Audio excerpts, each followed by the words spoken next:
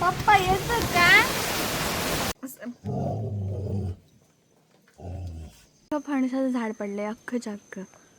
हे बघा. कधी लाईट येते आली तर पाहिजे, आजच्या दिवसात तरी रात्री जाते. किती दिले मी भैया दूध आणि तो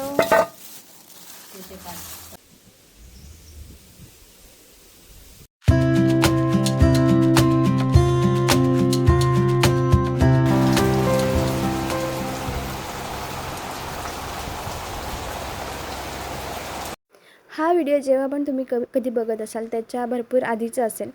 आधीचा म्हणजे 15 दिवसाच्या आधीचा तरी असेल, ज्यावेळी भरपूर पाऊस पडत होता आठवडाभर सगळीकडे. तर त्यावेळेचा हा व्हिडिओ आहे. कोकणामध्ये खूप जास्त पाऊस पडत होता, सगळीकडे झाडं पडली, आमची पण काही झाडं पडली, वायरिंगवरती झाडं पडली आणि त्यामुळे 4-5 दिवस लाईट नव्हती आमच्याकडे तर. आणि सारखं लाईट ये जा करत होती आणि वारा तर खूप भयंकर होता, तुम्ही बघताच आहे व्हिडिओमध्ये. फणसाचं झाड पडलंय अख्खच्या अख्खं. हे बघा. इथून डायरेक्ट डँग खाली. Very bad. आणि आभाळ पूर्ण काळ काळ येतोय वाटतं परत पाऊस. केळीचं झाड पण पडलंय इथं. अजून काय काय पडलं असेल खाली काय माहिती.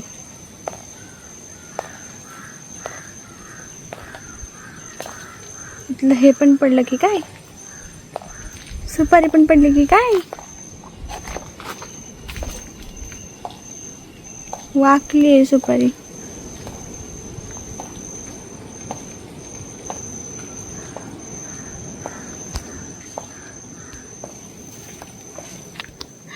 पावसाळ्याचा हाच एक खूप तोटा आहे. एवढा डेंजर पाऊस पडते की बसच. मागचे 7 ते 8 दिवस, हा मे बी 7 ते 8 दिवस, त्याच्या आधी पण पडत होता पण तो नॉर्मल होता. पण मागचे 7-8 दिवस कंटिन्यू एवढा पाऊस पडतोय. झाडं बिडं सगळी असे एकदम वाकून. आता मी व्हिडिओ अटॅच केला मागे किंवा पुढे करेन, तुम्ही तो बघा की जे काही बांबू वगैरे आहेत ना ते पूर्णपणे वाकले जातात, एवढा पाऊस पडतोय. आणि मी भरपूर वर्षानंतर पावसाळ्यात गावी आहे, तर मग ते थोडं बघून थोडी भीती वाटते. आणि अशाच पावसामध्ये आम्ही शाळेत वगैरे जायचो आणि सगळ्या गोष्टी सगळ्या गोष्टी रिकॉल होते. मागच्या 7-8 वर्षापासून बाहेरच असल्यामुळे काय पावसामध्ये आम्ही इथे नव्हतोच. तर तसं झालं आहे. आणि पुण्यामध्ये पण पाऊस भरपूर पडतो आहे.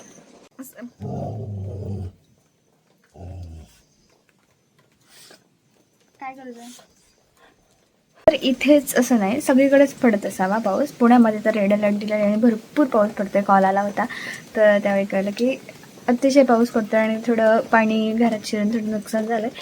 पण ठीक आहे, आपण काही करू शकत नाही, ह्या नॅचरल गोष्टी. आणि उलट यंदा पाऊस खूप लेट आला आहे. जून संपला आहे आणि आत्ता पाऊस आला आहे. सो पण आला आहे तो खूपच डेंजर आला आहे. आणि आमची केळी वगैरे ना पडले. सकाळपासून पाऊस आहे. आता वाजलेत 2:30 वाजलेत आणि आत्ता मी थोडं कमी झाला आहे पाऊस, त्यामुळे थोडे बाहेर येऊन बसले. कारण घरात कंटाळा आला आहे आणि लाईट पण नाही आहे. सो फार कंटाळा आला म्हणून बाहेर येऊन मी बसली आहे. बघा आता सगळ्या सध्या बिचारी झाडं. एवढा वारा येतो त्यांना पूर्ण मेहनत करून एवढं स्ट्रॉंग आणि स्ट्रेंथ ठेवावे लागत असेल उभं राहण्यासाठी, नाही तर ते पडतील. हारवलं झाडं फार आवडतं. म्हणजे त्याला बाहेर झाडांच्या समोर आणलं ना की बस तर फक्त बघत बसतो. आता आरववरून मला आठवलं, आय डोंट नो कुठे, आणि बहुतेक इंस्टाग्रामला कोणीतरी विचारलं होतं की आरवला तू डायपर यूज करतेस का असं. तर 4 महिने होतील आत्ता आरवला. तर मी आत्तापर्यंत तरी डायपर त्याला यूज नाही केले, रेग्युलर बेसिसवरती यूज नाही केलं. कधीतरी ज्यावेळी बाहेर जायचं असेल, आता वॅक्सिनेशन वगैरे होतं तर त्यावेळी यूज केलेलं आहे. याच्या व्यतिरिक्त मी त्याला डायपर नाही यूज केला आहे. आता हे माझ्यासाठी पॉसिबल झालं कारण मी इथे आहे, माहेरी आहे. पाण्यात मला मम्मी जाऊ देत नाही आणि मम्मी ते कपडे वगैरे धुते मॅक्झिमम वेळा. सो सो मी ते फॉलो करू शकते. जर तुम्ही असं असाल की कोणीच नाही आहे घरामध्ये आणि तुम्ही आणि तुमचं नवरा आणि तुमचं बाळ आहे, तर मग अशा केसमध्ये तुम्ही स्वतःला लोड घेऊ नका. मला असं वाटतं जेवढं पॉसिबल होईल तेवढं जमते तेवढंच त्याला नो डायपर ठेवा, नाहीतर मग डायपर यूज करा. वाईट नाही आहे, फक्त त्याच्या सवयी थोड्या चेंज होतात. त्याला कदाचित वेट न झाल्यामुळे कळत नसेल, असं होतं. मला आता काही एक्सपिरियन्स नाही, मी अजून काही त्याला वापरलं नाही डायपर. पप्पा येतं का? अरे वा. हा व्हिडिओ जो आहे ना, तो एकाच दिवशी किंवा 2 दिवशी शूट नाही केलेला. जवळपास मला वाटतं 5-6 दिवस तरी मिळून शूट केलेला आहे. एवढे दिवस लाईट नव्हती आणि एवढे पूर्ण दिवस बाहेर खूप सुसाट वारा येत होता. सो बाहेर तर मी काही पडलेच नाही, फक्त घरातच होतो. लाईट नाही, पाणी नाही, मोबाईलला चार्जिंग नाही, अशी सगळी कंडिशन होती त्यावेळेस. मग काय एकदम जुन्या दिवसांसारखे दिवस गेले, एकदम डिफरंट, एकदम सायलेंटली. पण ह्या दिवसांचा मी फायदा घेतला, तो असा की माझं लिखाण असतं ते मी लिखाण करत बसले होते. यू सी माय अवतार. खूपच जास्त बेकार अवस्था आहे. पाऊस कंटिन्यू आहे, थांबतच नाही आहे आणि वारा पण त्याच्यासोबत कंटिन्यू आहे. नशीब विजा वगैरे नाही पडत, पण वारा भरपूर जोरात आहे. आता पण कदाचित आवाज येत असेल बॅक साईडला, दाखवते मी.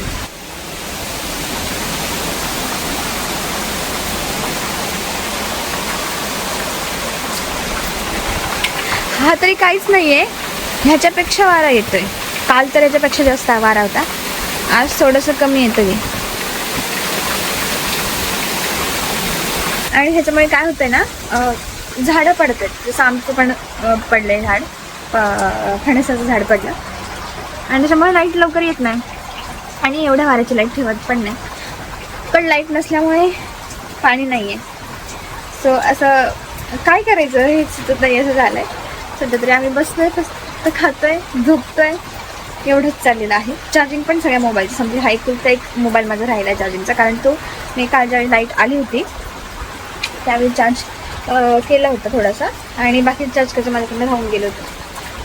कुणाला माहिती आहे ना, एवढा लाईट पूर्णच जाणार आहे 2-3 दिवस. सो काल लाईट नाही आहे, आज पण शक्यता कमी आहे, कारण की कुठेतरी झाड पडलं आहे, त्यामुळे अख्ख्या एरियाचीच लाईट गेली आहे. आणि त्याच्यानंतर ती लाईट आल्यानंतर वायरमन काका आमचं जे झाड पडलं आहे वायरीवरती त्याच्यासाठी येणार आहे. सो भरपूर वेळ आहे लाईट यायला असं वाटतं. आला तर मस्त झोपला आहे. पाऊस जसा पडतो ना 2 दिवस जास्त झोपतो, तसं झालं आहे. मम्मा गेली शाळेमध्ये, नाश्ता वगैरे केला आहे, मी जेवण करू थोड्या वेळाने आणि हे असं चाललं आहे. कधी लाईट येते, आली तर पाहिजे आजच्या दिवसात तरी, रात्री तरी आली पाहिजे, नाहीतर मग हा पण मोबाईल डेड होईल आणि सगळं मग स्टॉप, कम्युनिकेशन स्टॉप असं होणार आहे. आता ह्या माझ्या मोबाईलमध्ये पण मला नेटवर्क नाही, मम्माचं सिम काढून मी ह्याच्यात घातले आणि ह्याच्यावरनं कॉन्टॅक्ट करते मी स्नेहलला, शुभमला, माझ्या नवऱ्याला. असं बघू कधी लाईट येते, आली पाहिजे. फायनली लाईट आली आहे. लाईट शिवाय जीवन व्यर्थ आहे. उद्या भेटू आता आपण, बाय. काय तसंच रागी काय, वाव, ह्याच्यापेक्षा लहान नाही. आपण वारी करू आता, वारी. असाच म्हटलंय म्हणा ना, नाही तर मी हटलो ना. आणि टोपी टोपीने कशी गावते, टोपी घालती आजाची, बाद झाली ती क्लिप लावून ना.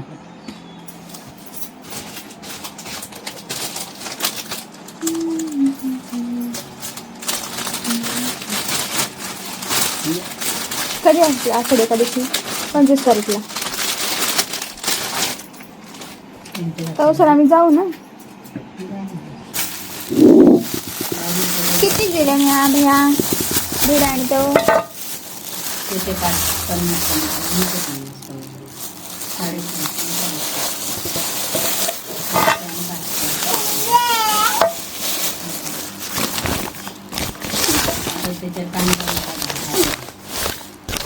ह्याच्यात प्राइस डायरेक्ट लिहिलेलीच आहे, पण ह्याचं हे का हे वेगळा वाटतं मम्मा, पप्पानी आणेल त्याच्यापेक्षा. तर मिक्सच होतं वाटतं म्हणून ती गेली ती. ह्याचे कसे एकदम असे हे निघतात ना, तसं नाही नव्हतं, होता प्लेन होता थोडा.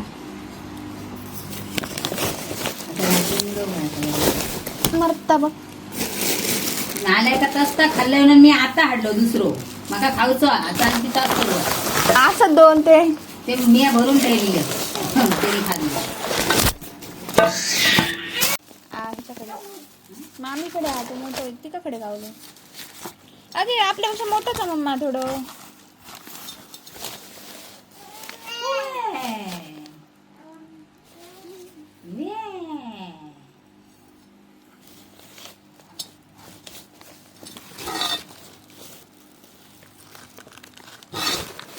भिडाचा एकदा तापला काय गरम राहतो. मम्मी गेली होती मार्केटला आणि माझ्याकडे भिडं नव्हतं, म्हणजे घावण्यांचा तवा असतो ना तो नव्हता आणि तो मला हवा होता म्हणून तो मी तिला सांगितला होता आणायला. सोबतच मग भाकरीचा तवा पण माझ्याकडे नव्हता भिडाचा, सो तोही मी आणून घेतला. आता मी भिडं बोलते म्हणजे ह्या भागात त्याला भिडं म्हणतात म्हणून मी बोलते. कास्ट आयर्नचा असतो तो तवा आणि चांगला आहे, जास्त वेळ टिकाऊ आहे, सो मग मी तो घेतला. आता सोबतच तिने काही शॉपिंग केली होती. आरवसाठी पण शॉपिंग केली, माझ्यासाठी पण काही शॉपिंग केली आणि स्नेहलसाठी पण तिने काही शॉपिंग केली. मी पुण्यामध्ये वारीला जायचं फक्त थोडंसं चालून, आणि गेल्या वर्षी आणि यावर्षी नाही जात आलं. तर मग आज आमच्या गावात वारी थांबते काही मंडळींचं, म्हणजे काही काकांच्याकडे. तर तिथून मम्मीने आणले. मी आताच खुश झाले होते की मला प्रसाद तो भेटला, पण थोड्या वेळानंतर वारी पण दिसली, जी आमच्या गावामध्ये स्टेसाठी असते आणि नंतर मग ती जाते. मंदिरापासून ही वारी आता पुढे निघाली होती पंढरपूरसाठी. या वारीसोबत मी माझा व्हिडिओ संपवते. तुम्हाला कसा वाटला हे कमेंटमध्ये कळवा. बाय.